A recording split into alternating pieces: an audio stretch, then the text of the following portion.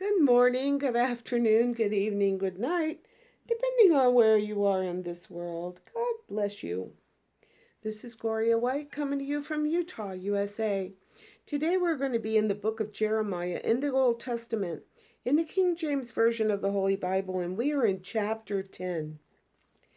Hear ye the word which the Lord speaketh unto you, O house of Israel. Thus saith the Lord. Learn not the way of the heathen or the Gentiles, and be not dismayed at the signs of heaven, for the heathen are dismayed at them. For the customs of the people are vain or futile.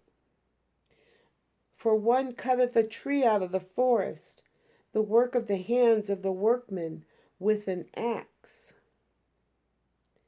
They deck it with silver and with gold, or they decorate it.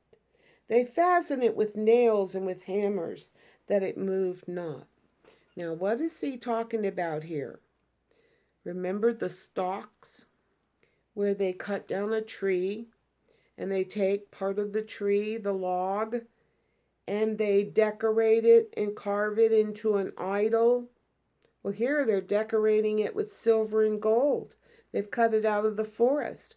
Now they're going to hammer it with nails so that it doesn't move. They are upright as the palm tree, meaning they put them straight up and down, but speak not. They must needs be borne because they cannot go. You have to carry them around. They can't even walk. Be not afraid of them, for they cannot do evil, neither also is it in them to do good, because they have no power. It's a tree log that they've decorated and fallen down and worshipped before God. For as much as there is none like unto thee, O Lord, thou art great, and thy name is great in might. Who would not fear thee, O King of nations? For to thee doth it appertain, or it is fitting, for as much as among the wise men of the nations, and in all their kingdoms, there is none like unto thee. But they are altogether brutish, or dull-hearted and foolish. The stalk, the wooden idol, the wooden idol, is a doctrine of vanities. It's worthless teaching. Silver spread into plates is brought from Tarshish, and gold from Uphaz, the work of the workman or the craftsman, and of the hands of the founder or the metal smith. Blue and purple is their clothing. They are all the work of cunning men, skillful men. Now, let me just talk to you about this verse 9 here. Now, they're taking the silver from Tarshish, and they're taking the gold from Uphaz, and they're decorating these logs, these stalks, these wooden images. Now, these craftsmen and these metal workers, they wear blue and purple is their clothing, because blue and purple, to take the dye, to have the dye to make these colors, takes a lot of money. So they were making a lot of money making these things. They are all the work of cunning men, skillful men. But that's what they spent their talent on.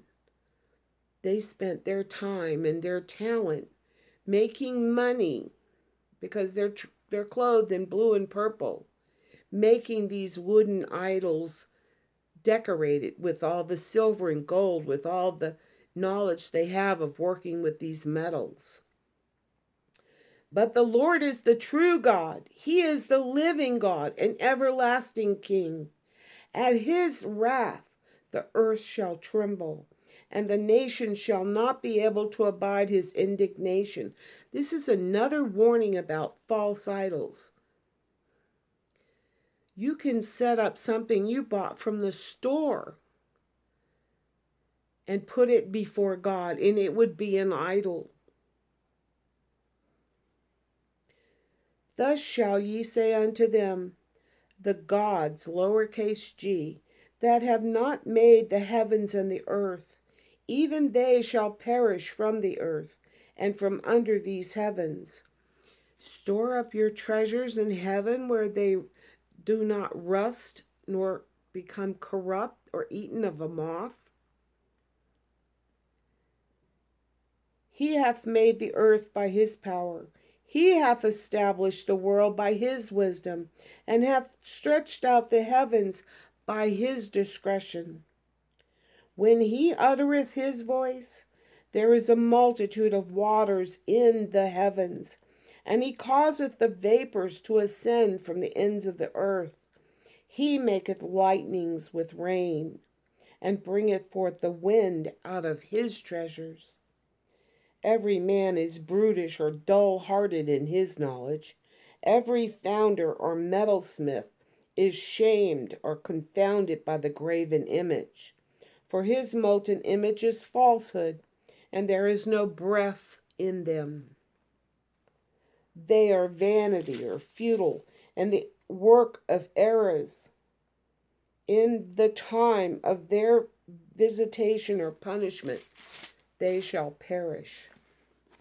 The portion of Jacob is not like them. God is not like them. For he is the former or the maker of all things, and Israel is the rod or tribe of his inheritance. The Lord of hosts is his name.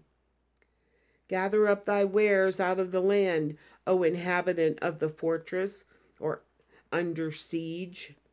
For thus saith the Lord, behold, I will sling or throw out the inhabitants of the land at once at this time, and will distress them, that they may find it so.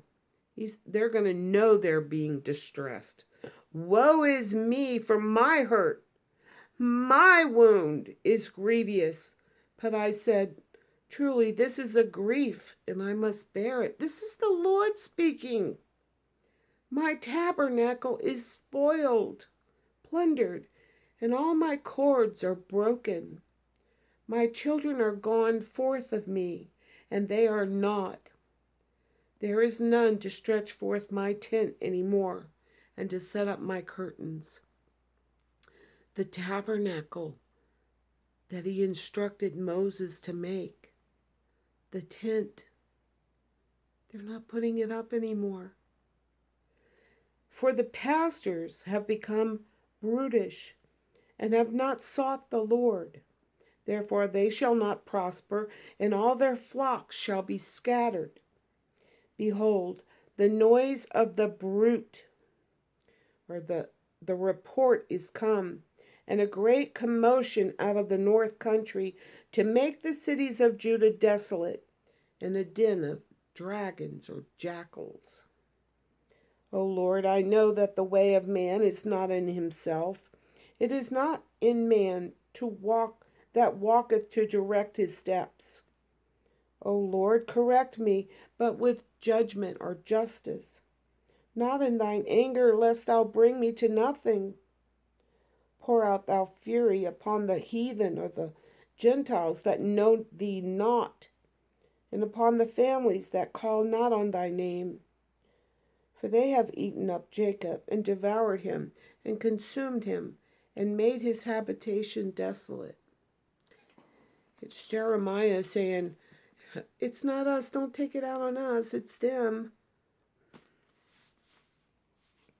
Pour out thy fury upon the heathen that know thee not, and upon the families that call not on thy name. For they have eaten up Jacob, and devoured him, and consumed him, and made his habitation desolate.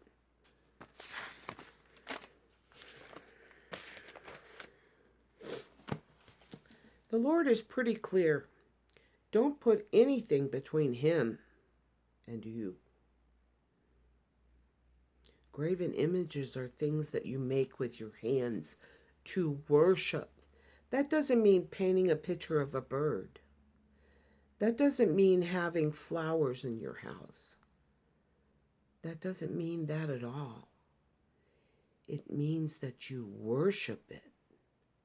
Don't worship anything but God. And don't put anything between you and God. And be careful where you're spending your time. It might determine where you spend eternity. And as always, I love you.